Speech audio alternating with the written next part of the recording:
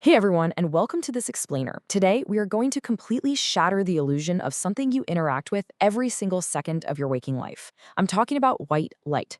We're going to demystify the everyday physics of color, pull back the curtain on how your digital screens actually work, and reveal the hidden rainbow that is literally constantly surrounding you. Trust me, by the time we're done here, you will never ever look at a simple light bulb, or even a red apple for that matter, the same way again. Okay, let's dive into this. Here's our roadmap for the journey. We'll kick things off with the anatomy of white light. Then we'll break it apart using prisms and dispersion and figure out how to refine that into a pure spectrum. After tearing light down, we'll see how we build it back up with additive color on our screens, and finally wrap up with how filters and pigments manipulate color in the physical world. Let's get to it. Section 1. Anatomy of white light. What is it really?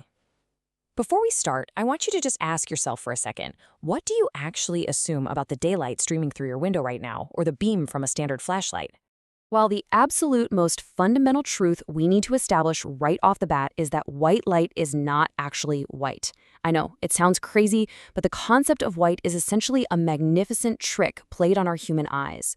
In reality, what we perceive as white is actually a tightly packed mixture. It's a continuous band of many different wavelengths of light, which we call spectrum colors.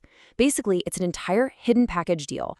To really understand this package, we have to look at its absolute extreme ends. On one side of the visible spectrum, we have red light. Now, this stretches out with the longest wavelength we can possibly see, measuring at 700 times 10 to the negative ninth meters, which, by the way, is incredibly tiny. Then, all the way on the complete opposite end, we find violet light. This one is tightly compressed with the shortest visible wavelength, sitting at 450 times 10 to the negative ninth meters. Every single other color you can possibly see exists sandwiched right between these two extremes. Section 2. Prisms and dispersion. Splitting white light. So if all of this is hidden inside a single beam of white light, how do we get it out? And this brilliantly illustrates exactly how. When a beam of white light travels through a vacuum, like outer space, all of its hidden colors are traveling at the exact same speed. They're locked together. But the moment that light hits a medium, like a glass prism, well, everything changes. The different colors suddenly travel at different speeds through the glass. This causes the light to refract, or bend, and split into its component colors.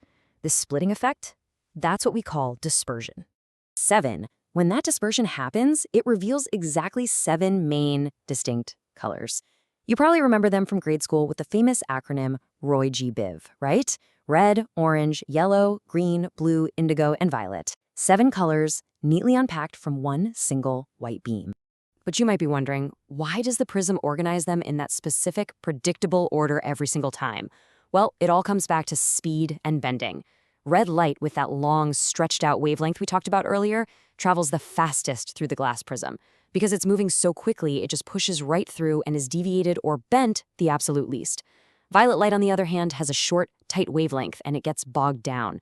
It travels the slowest in the glass, which causes it to take a sharp turn and deviate the most. That speed difference is literally the sorting mechanism of the universe. Section 3. The pure spectrum. Precision optics. Now, a standard glass prism creates a beautiful rainbow, sure, but for scientific purposes, it's actually kind of a messy one. When you just shine light through a simple slit and a prism, you get what is called an impure spectrum. The bands of color smear and overlap with one another. It's honestly a bit blurry. To study light precisely, we need a pure spectrum where overlap absolutely does not occur, and the colors are clearly separated and distinct. But to achieve this kind of surgical precision, we need some extra hardware, specifically an arrangement of lenses. There is a highly specific, 3-step logical sequence to achieve this pure spectrum. First, you place a narrow slit right at the focus of a converging lens. This first lens grabs the messy light and forces it into a perfectly parallel beam. Second, you pass that parallel beam through the prism to disperse it. And finally, step 3, you use a second focusing lens to catch those dispersed beams and bring each specific color to its own distinct, separate focus on a screen. Let's move to and see how this builds. Look closely at the path here. You see the light enter the narrow slit. Then the first converging lens straightens it out into a parallel beam. Next, the prism does its job, dispersing the red and violet light at different angles. But notice what happens right after that. That second converging lens on the right catches those spreading rays and pinches them back together onto the screen. This ensures that the red rays land exactly in one spot, and the violet rays land perfectly in another, creating beautifully focused, distinct bands. no smearing at all. Section 4. Additive color and screens. Building with light. So, we've spent this first half of the explainer tearing light apart, right? Now it is time to pivot our narrative and put it all back together in the modern world. When we're talking about emitting light, we play by the rules of additive color mixing. In this world, the primary colors of light are red, blue, and green. You cannot mix these by mixing other light colors. But if you start combining them, that's when you get the secondary colors. Mix red and blue light, you get magenta. Blue and green give you cyan. Green and red give you yellow. And here is the kicker. If you mix all three primary colors of light together, you arrive right back exactly where we started, pure white light. Now, what's really interesting about this slide is how perfectly it visualizes this mathematical addition. You have three equal slices of red, green, and blue light. When you add them together, their energies combine. Now, think back to art class. If you mixed all your paints together, you'd get a dark, muddy brown mess, right? Well, adding light is the exact opposite. It actually builds brightness, combining perfectly to output a brilliant white center. To truly understand how incredibly practical this is, I want you to look closely at the screen you are using to watch this explainer right now. I mean, literally, lean in for a second. If we took a high-powered macro lens to your screen, this is exactly what you would see. Millions of microscopic red, green, and blue subpixels. They're constantly turning on and off at varying intensities, blending right inside your eye to create every single color you are seeing in his presentation, including the bright white backgrounds. Your screen is literally using additive color mixing every single millisecond. It's mind-blowing. Section 5. Filters and pigments. Subtractive color.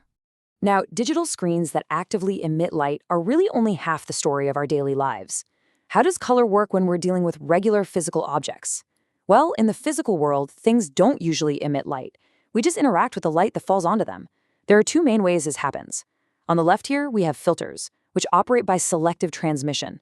A filter lets specific light wavelengths pass right through it while absorbing the rest. On the right, we have colored pigments, which are found in standard physical objects. Pigments work by absorbing certain wavelengths and bouncing, or reflecting, the remaining ones back into our eyes. So, the absolutely crucial takeaway here is that this physical world operates on the rules of subtractive mixing. An object's color isn't what it is, it's actually what it rejects. Think about it. A red apple has pigments that absorb all the green and blue light hitting it, and it reflects only the red light back to your eye. A black object looks black because it acts like a sponge, absorbing absolutely all the colors of light and reflecting almost nothing back to you.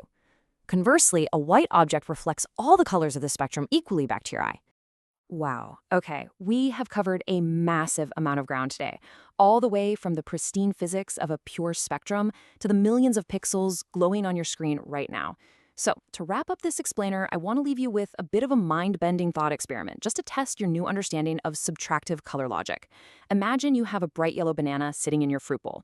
If you turned off all the lights in the room and shone only a pure blue light onto that banana, it would appear perfectly black to your eye. No way, right? But it's true. Why? Think about what pigments do and what light is actually available to be reflected. I'll let you ponder that one. Thanks so much for exploring with me today, and hey, keep looking closely at the light around you.